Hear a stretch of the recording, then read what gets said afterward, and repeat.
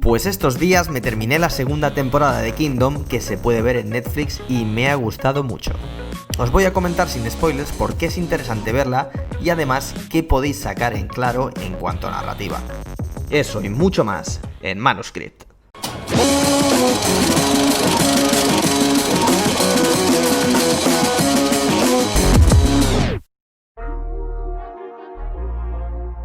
Hay quien dirá que el género de zombies en televisión ya está sobreexplotado, y la verdad es que no es cierto, es todo culpa de una sola serie. Oh, no.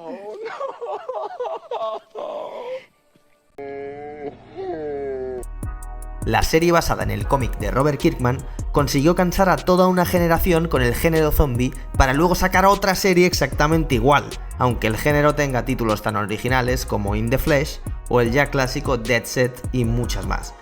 Y es ahí donde aparece la coreana Kingdom, basada en un webcómic escrito por Yoon-hee Kim, guionista coreana responsable no solo de la escritura del cómic, sino también de la serie y de otras producciones bastante chulas de las que hablaré en otro momento.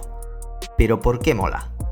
Kingdom comienza con el rumor de la muerte del padre del príncipe heredero en la Corea de la época de la dinastía Joseon y los esfuerzos del clan Haewon-cho por taparla para retrasar la entrega de la corona.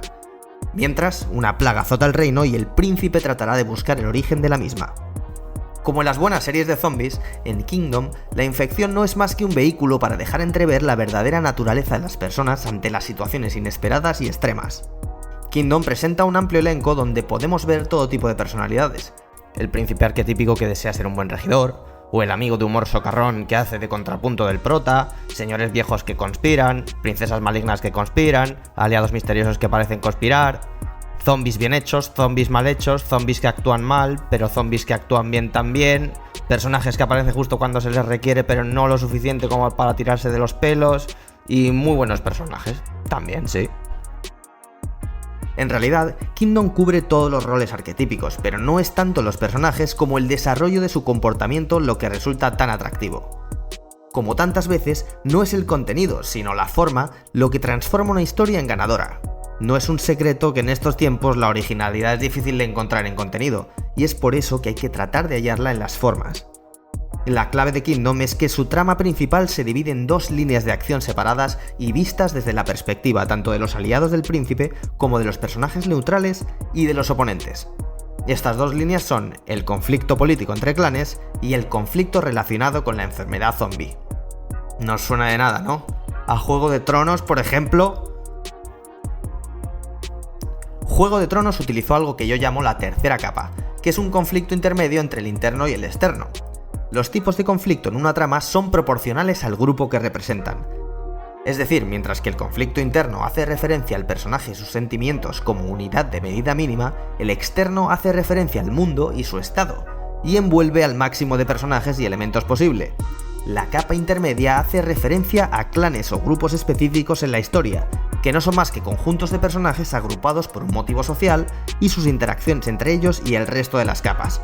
Para explicar esto de los grupos un poco mejor, tanto en la vida real como en la mayoría de las historias, los personajes suelen agruparse en conjuntos de personas, sean clanes, una compañía, una asociación, trabajo, un club de crochet o de aficionados al té.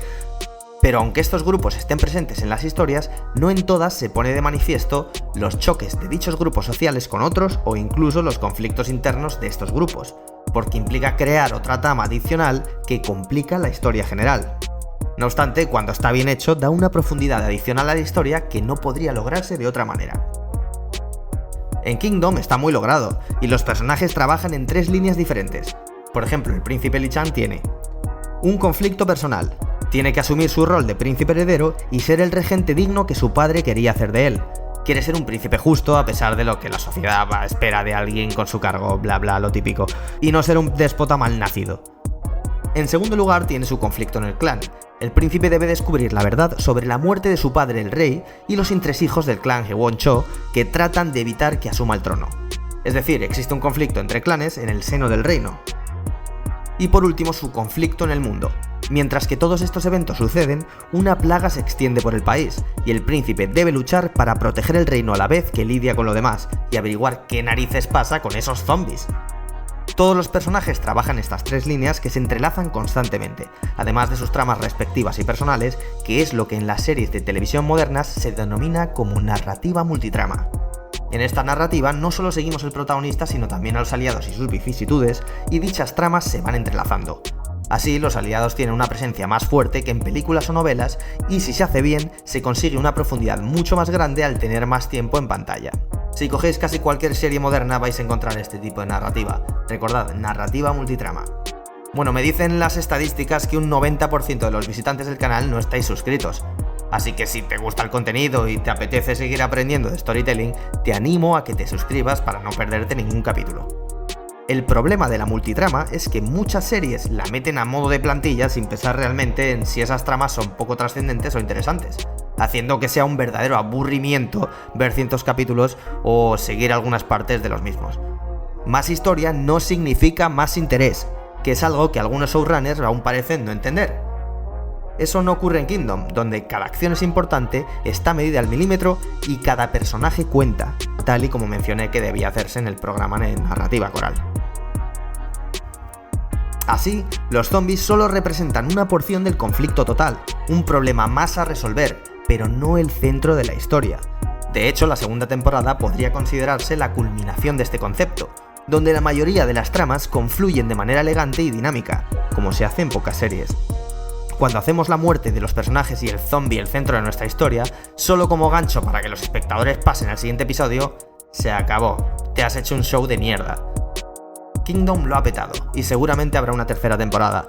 Yo os recomiendo que lo echéis un ojo porque es de lo mejor que hay en Netflix, al menos las 2 primeras temporadas, y también lo es del género zombie.